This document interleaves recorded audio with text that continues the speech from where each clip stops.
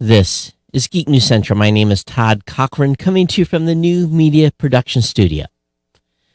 News stories that leads the podcast today. Ukraine is awash of tech news.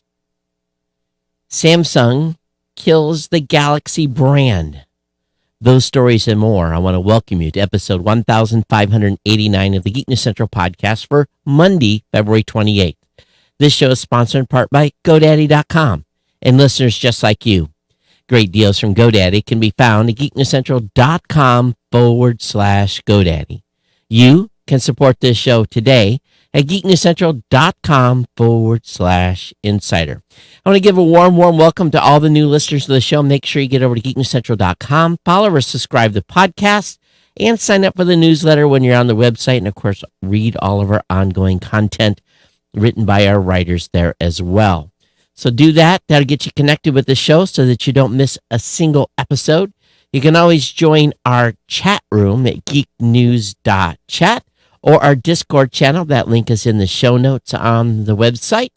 Of course, you can always contact me via email, geeknews@gmail.com. This is a place to go to drop an email, or at Geek News on Twitter. You can follow me as well on Facebook. And, of course, all the partner shows are linked at geeknewscentral.com. This show is the longest running continuous. This show does have the longest running continuous sponsor of a podcast. That's our good friends at GoDaddy. Again, all my deals can be found at geeknewscentral.com/GoDaddy. Lots of savings. This is the last day of February. So I checked the deals. The $1.99 deal is still going. It's pretty amazing. I didn't expect it to. I did a little check, and yep, it's well, they tried to log me in.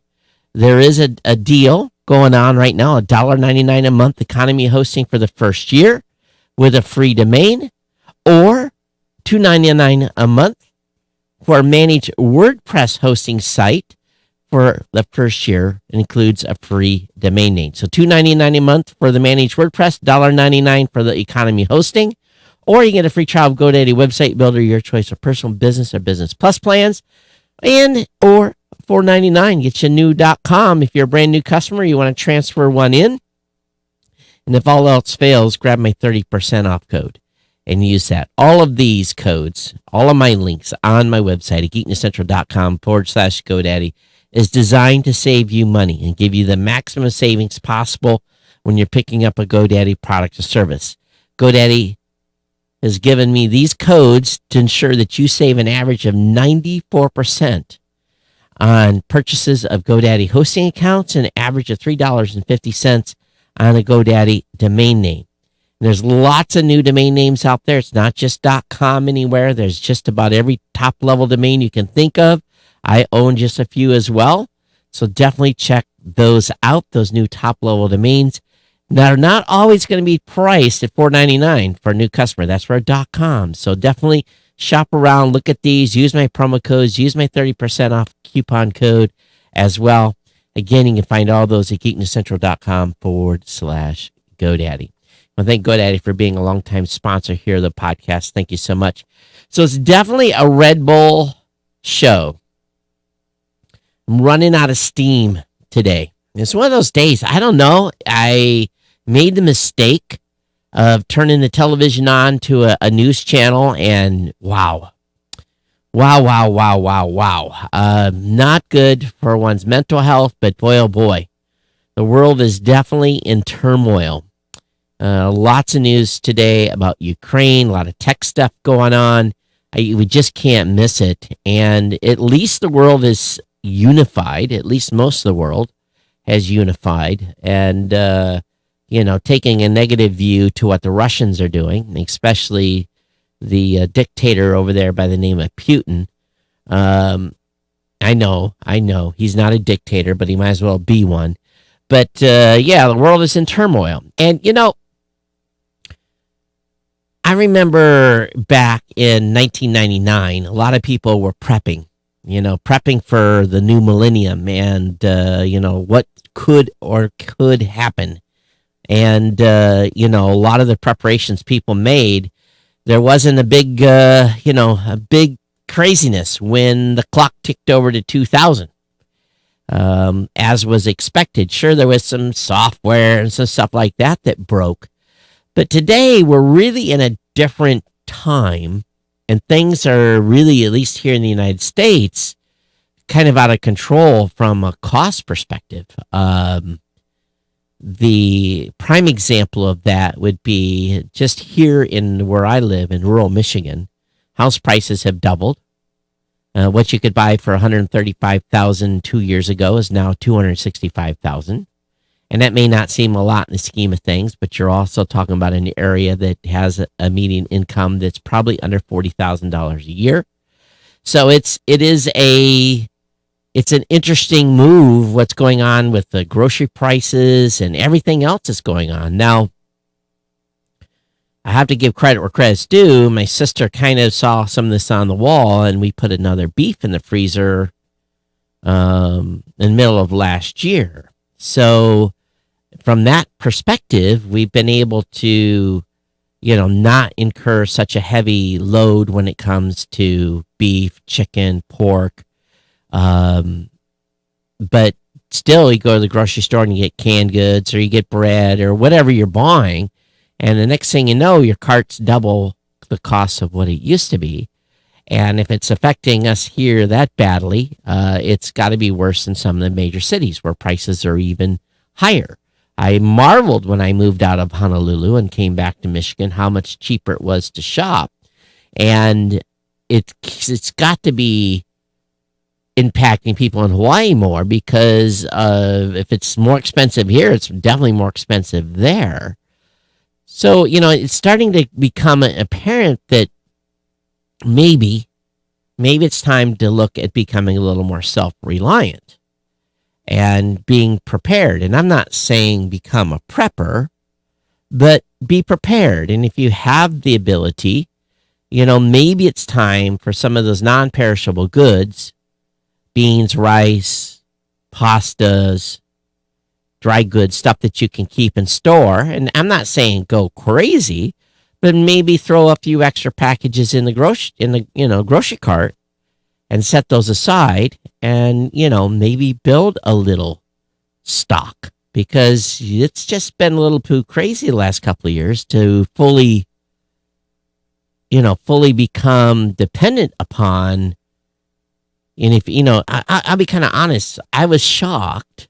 And I'm still shocked when I go into a major grocery store and their shelves are empty. You would never expect that in the United States, ever. And maybe it's not where you live, but it's definitely here. And it's become apparent to me that, what are we facing? Are we facing the same type of thing that happened in some Russian countries where there was bread lines and there was food not available? And I don't know if we'll ever get to that point here, but it makes you wonder a little bit. And with everything going on and energy prices going up and so forth, I filled my car up yesterday and it was $62. And I was blown away. Couldn't believe it was $60 to fill my car up. So, we're probably headed to $5 gas and all that. So I guess it's maybe time, and maybe I'm behind the times, but maybe it's time to be a little bit prepared and be self-reliant, in putting some extra stuff in, if you can do it. If you put a little extra aside, and I'm not saying, not be a hoarder, but maybe it's time to hoard a little bit, and just, make it food that's not going to expire. They always put expiration dates on pasta and rice and that kind of stuff. But if you keep it dry, it isn't going to spoil. It's going to be good. So just be aware, and maybe it's time to think about that just a little bit.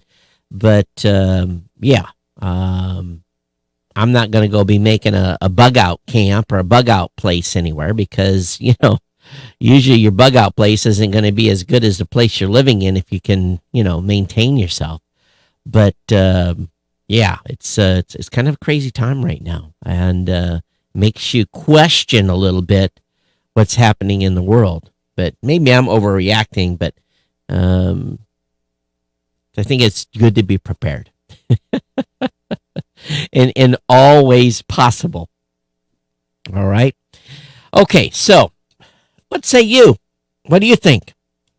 Think it's time to be prepared, do a little prepping, as they say?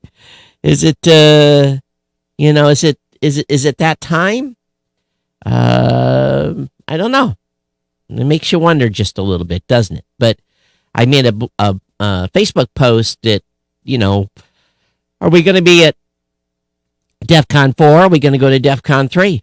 The Soviets have lost their minds, and they basically decided to up the ante and put their nuclear forces on alert. Their numbers go up, ours go down. We never want to get to DEFCON 1 because that's not a good ending for anybody.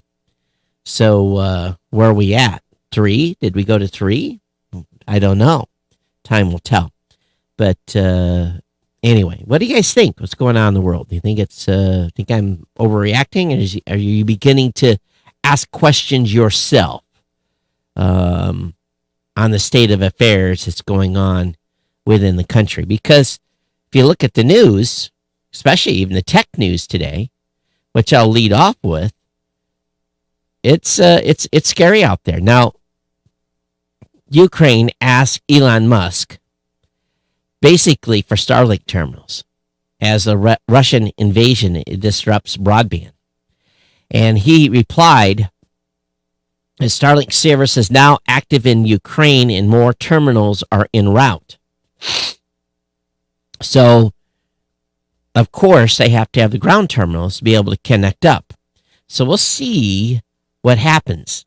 If SpaceX is sending Starlink user terminals to Ukraine after a request from a government official, Ukraine's Vice Prime Minister and Minister of Digital Transformation used Twitter to make a direct plea to SpaceX CEO Elon Musk on Saturday.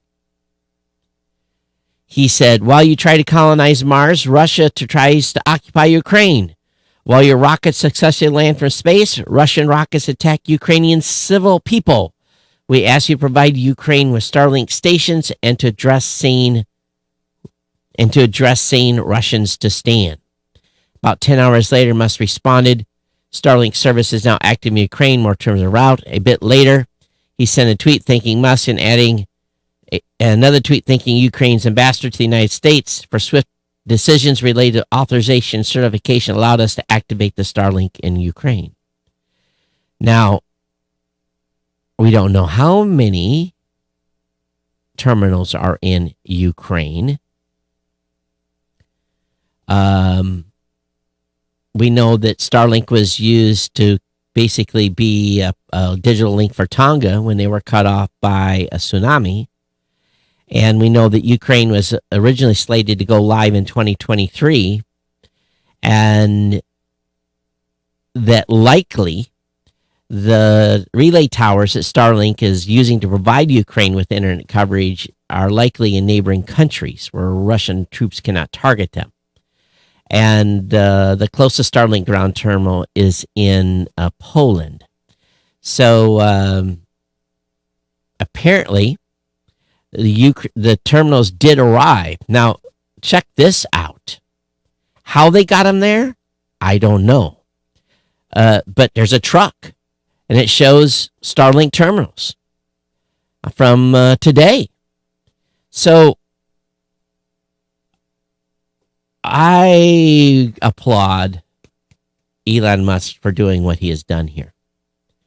And when you have a situation like this, and you have a government that cannot afford to put up its own satellites, like the United States, if the United States was in a ground war, so long as our satellites were not destroyed, we would have our government would have communications. Now, ordinary citizens' internet may be cut out, but I think what we're seeing here, and in my opinion, is that Starlink could be the great equalizer when it comes to communications. You think about the value this is going to add to governments that are,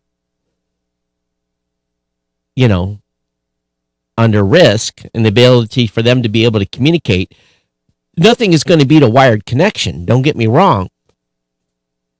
But having a Starlink terminal that largely can be put almost anywhere and moved will be huge.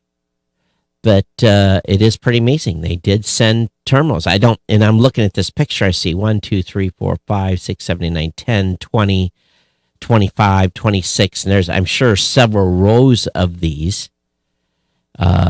So the government's got the capability now to communicate and get the word out on what's going on. And this is very exciting. It really, really is. And, the Russians can try to shut down landlines, but when you have the ability to send your internet signal into space and relay it to a country that is not under attack, it's fantastic. This is big in more ways than one. So I think you all realize that too. As well, Ukraine has raised over $13 million on crypto to help fight the Russian invasion. Crowdfunding is now, quote unquote, a military tool.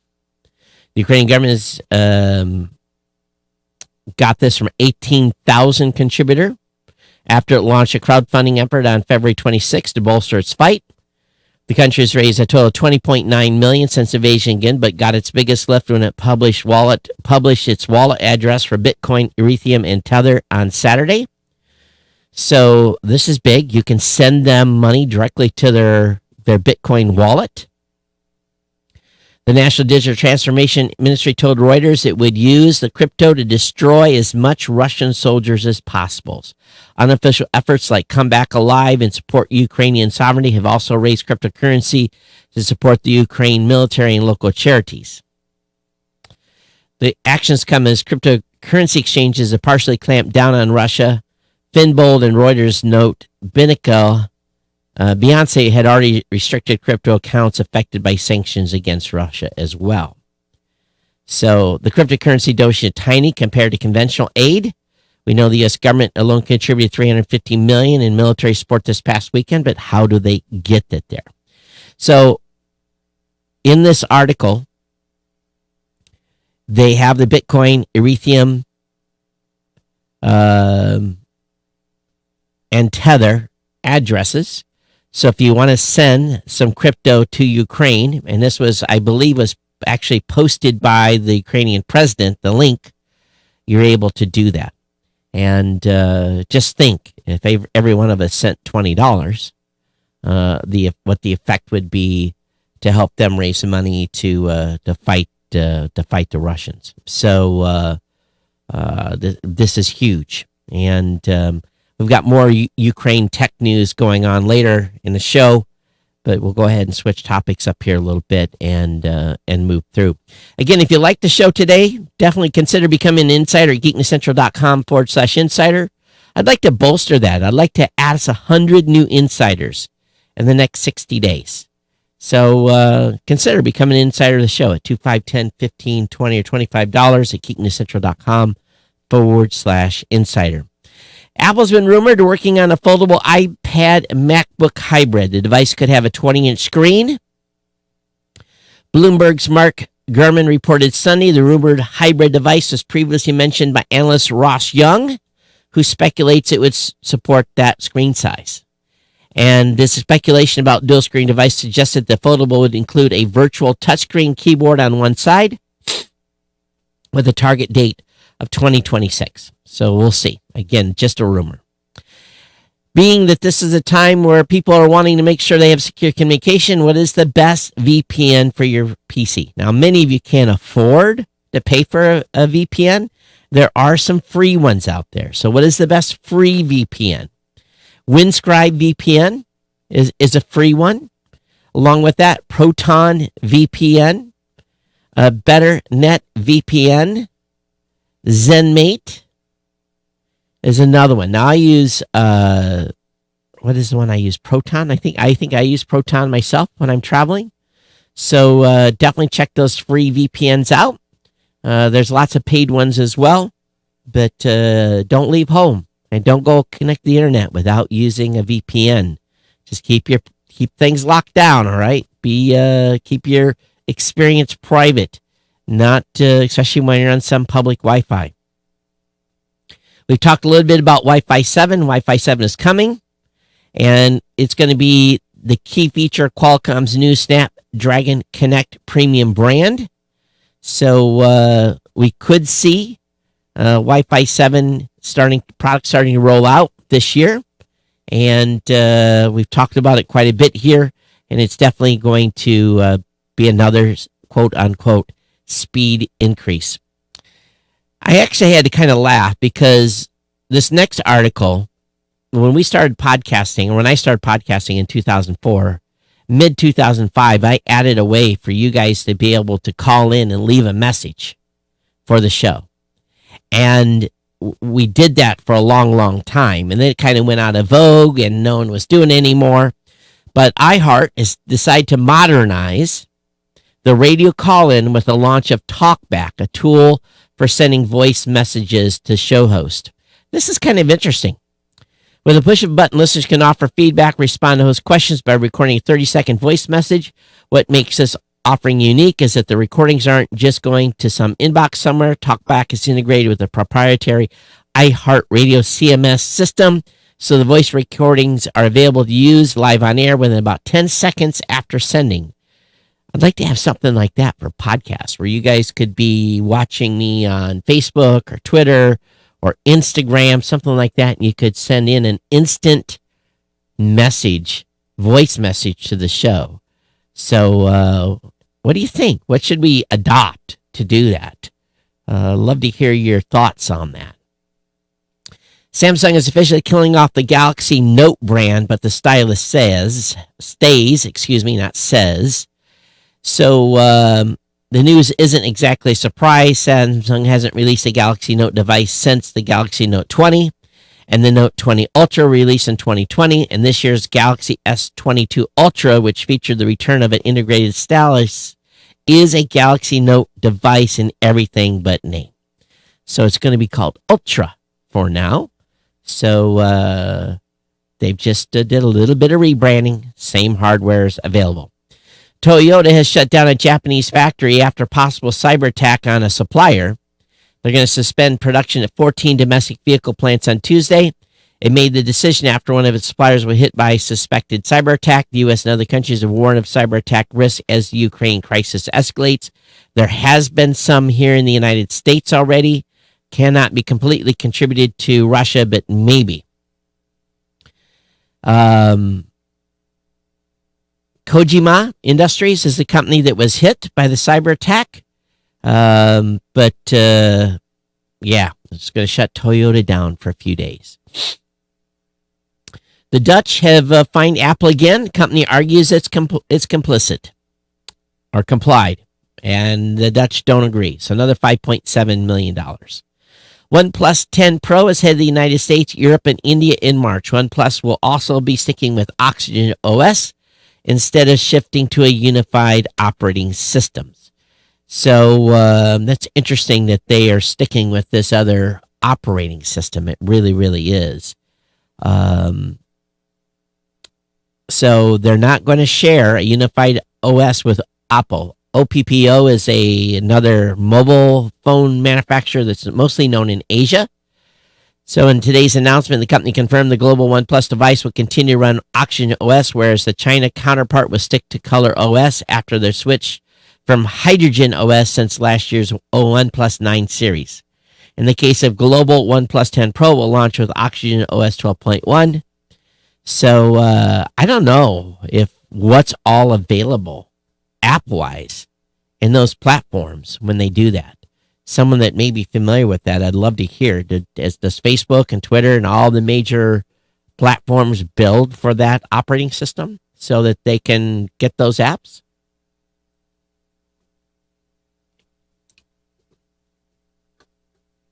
Yep, Red Bull evening.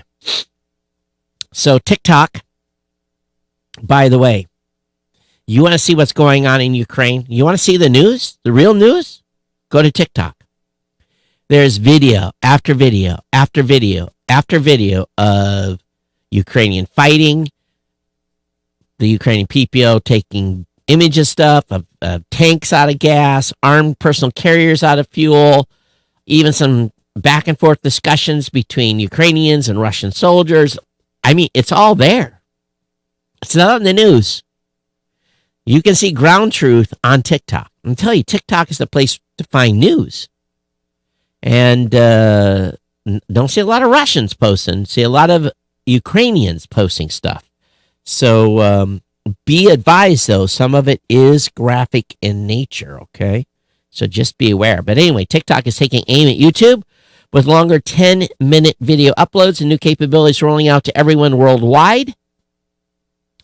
Social media consultant Matt Navarra tweeted an account update message from TikTok saying the new video limit is available on both mobile devices, including the best Android phones and desktop site. So this is big, and they're going after YouTube. It used to be 3 minutes. Now it's going to 10. So it's going to make a lot of creators very, very happy. You can do a lot more in 10 than you could do in 3 or 60 seconds. Panasonic, as it was reported before, will start making Tesla's higher capacity EV batteries by March of 2024. The 4,680 cells have the potential to increase electric vehicle ranges by over 15%. You're basically going from a battery that looks like a D to about a double A. That's the cell size. So that's pretty amazing stuff, what's going to happen there.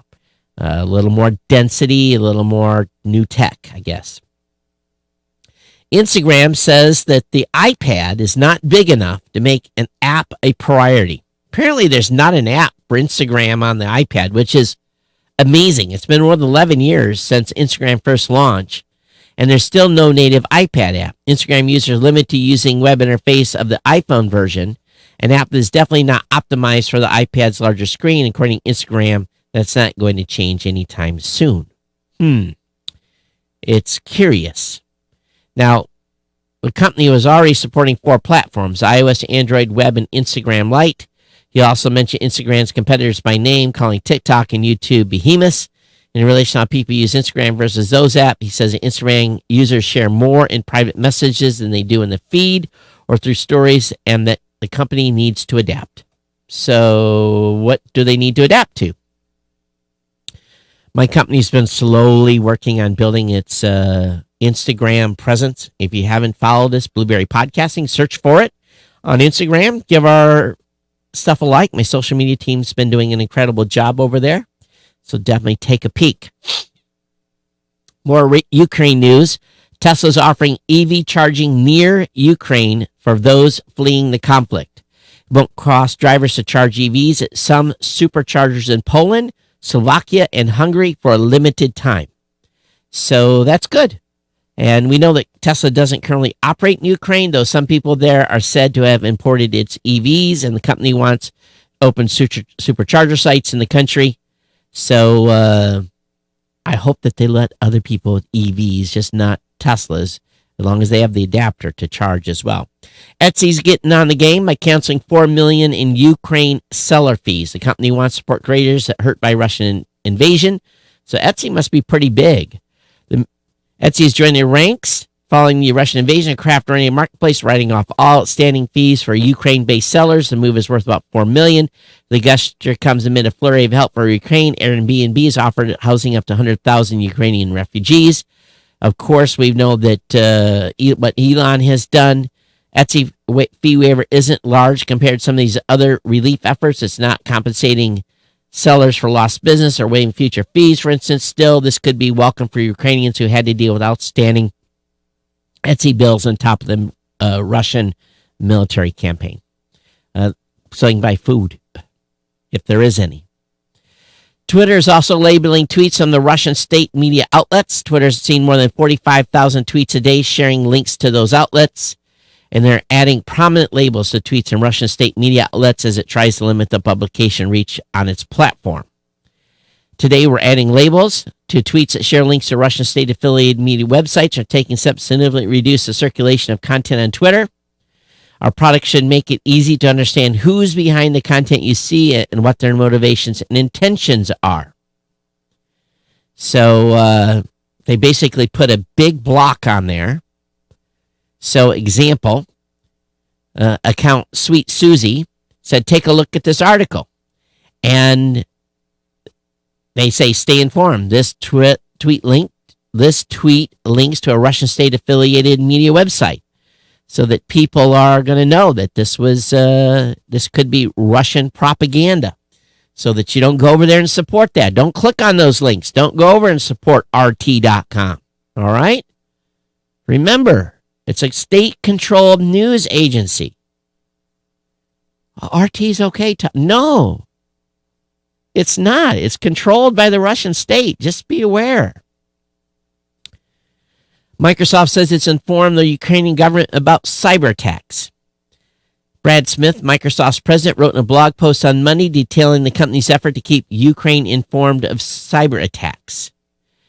And in recent days, we've provided threat intelligence and defensive suggestions to Ukrainian officials regarding attacks on a range of targets, including Ukrainian military institutions and manufacturers and several other Ukrainian government agencies. U.S. tech companies are responding in myriad ways to Russian invasion of Ukraine, which began, of course, late last week.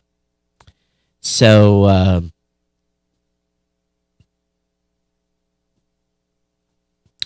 Microsoft also told the Ukraine government about attempts to steal data. Smith wrote, he said the company is removing state-run news company RT apps from the Windows App Store, further deranking its website in the Bing web search results. So, knocking them back as much as we can. All right, in non-Ukrainian news, Sony's Twisted Metal TV series is headed to Peacock. Anthony Mackie will play protagonist John Doe. So I have no idea what this is about. I've never seen this series. Maybe you guys can get me informed. And I don't know why I didn't have these stacked better, but back to Ukrainian news. Ukrainians turned to encrypted messengers, offline maps, and Twitter amid Russian invasion. So, according to data from the App Store intelligence firm Apptopia, over the past several days, Ukrainians have been downloading various communication apps, offline maps, and more where they can keep up the latest news. Currently, top 5 apps in the country are from the iOS App Store and include the private messenger Signal, messaging app Telegram, Twitter, and offline messenger Zello and Bridgeify. Elsewhere in the top 10 is WhatsApp, Maps.me, which is an offline maps app, and that's now ranking a half dozen spots higher than Google Maps, which has now just pulled its live traffic info dubbed security risk and Starlink app from SpaceX. The later, which jumped 39 spots after Elon Musk announced a satellite internet service now active in the country. Another walkie-talkie app, Zello, grew downloads by 99%. Signal gains were huge as well. And Signal is, in my opinion, the most secure app, offering end-to-end encryption with no data collected beyond an account creation date. Telegram, meanwhile, doesn't offer end-to-end encryption by default, but allows users to manually enable an encrypted secret chats. However, Telegram has been criticized by Signal's founder for not being as secure as it claims, and those claims have been backed up by other security researchers and cryptographers over the years. So Signal is the most secure app, and communications app. So Twitter ranks number 1. So anyway, very interesting what's happening there. What drives people? Things that you can use when you don't have internet connectivity. We already talked about Airbnb offering free housing to 100,000 Ukrainian refugees. Facebook has removed Russian misinformation network pushing fake news about the war in Ukraine. So that's not surprising. The social network the social network parent company Meta said the network was relatively small, consisting of about 40 accounts, page and groups on Facebook and Instagram. It's not clear how recently the group started, but Meta says attracted fewer than 4,000 followers and fewer than 500 followers on Instagram. The network was operated by individuals in Russia and Ukraine who set up fake profiles across multiple social networks, including YouTube, VK, Telegram, as well as Meta's own platform. And they had a bunch of sites masquerading as well. So they're doing their best. All right. Last couple of stories here tonight. And yes, short news day. This is a weird one. The UK government suggests, Britain, people that live in Britain, citizens of UK, should hand passports to social media companies. What? The British government has suggested to hand their passports over to Facebook as a condition for using their service. The country's forthcoming online safety bill requires citizens to hand over even more personal data to largely foreign headquartered social media platforms. The vast majority of social networks used in the UK do not require people to share any personal details about themselves. They have identified themselves by nickname, alias, or other terms not linked to a legal identity. So they want people's identities tied to their accounts.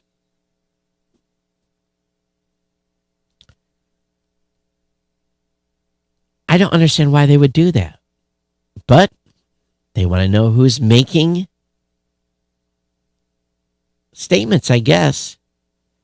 The statement led to widespread concerns that DCMS will place UK residents at greater risk of online identity theft or failing victim to a data breach. So it's just bizarre. It really, really is. It is crazy. And finally, Meta will restrict Russian state media across the European Union. So this is a late breaking news that they are going to restrict access to Russian state media platforms across the EU in response to Russia's attack of Ukraine. Facebook's Vice President of Global Affairs announced today. European Commission President Ursula von der Leyen a day earlier said the EU will ban Russian state media to stop their toxic and harmful disinformation. We've received requests from a number of governments and the EU to take further steps in retaliation to Russian state-controlled media, according to this person from Meta. Given the exceptional nature of the current situation, we're restricting access to RT and Sputnik across the EU at this time. So they're trying to box in the misinformation. All right, that's going to bring me to the end of the regular programming. But I'm be honest with you here. What do you guys think? Do you guys, I started talking about at the beginning of the show. Is it time to become more resilient? Is it time to become self-reliant? Is it time to become more prepared? Is it time to add a few extra non-perishables to our grocery carts when we're going to the grocery store? Is it time to do that? Is it time to be prepared? It's a weird world we live in. And if you think about what's going on here, those of you that lived through the Cold War, this will be nothing new. But many of you have never been exposed to what happened during the Cold War. And I think we're on it right now. And we're probably the closest we've been in a very long time to this conflict growing beyond Ukraine. But I think the Ukrainians are having the Russians are paying a price for doing what they've done. So time will tell what the end result is. But I've been in contact with one of the individuals that has done work on Geek News Central before. He is out of the Ukraine, but his family is not. So him and I had a Facebook Messenger discussion on Friday. But so it's even the show, like I said, I've used a firm out of Ukraine to do work on the back end of Geek News Central from time to time. And it's often server work and that kind of stuff. So I'm glad that Vlad and his immediate team is okay, but thinking about his family. All right. I'm going to get out of here. geeknews@gmail.com. geeknews@gmail.com. @geeknews is my Twitter address. Again, the news is just absolutely dominated right now by what's going on in the Ukraine, and it's the one we'd expected. So be back here on Thursday for another show. Everyone, thank you for being here. Thanks for listening. For those of you who are watching live on one of the live venues, thank you for being a fan and watching the show. get done a little early here. Kirk got the show prep done early. I added a few articles from Tech Meme today. Kirk had a doctor's appointment, so I was able to start the show a little early. But that's going to be a wrap. Everyone, thanks for being here. We'll see you next time on the Geek News Central podcast. Take care of the sponsors and become an insider at geeknewscentral.com/insider. We'll see you next time. Bye-bye.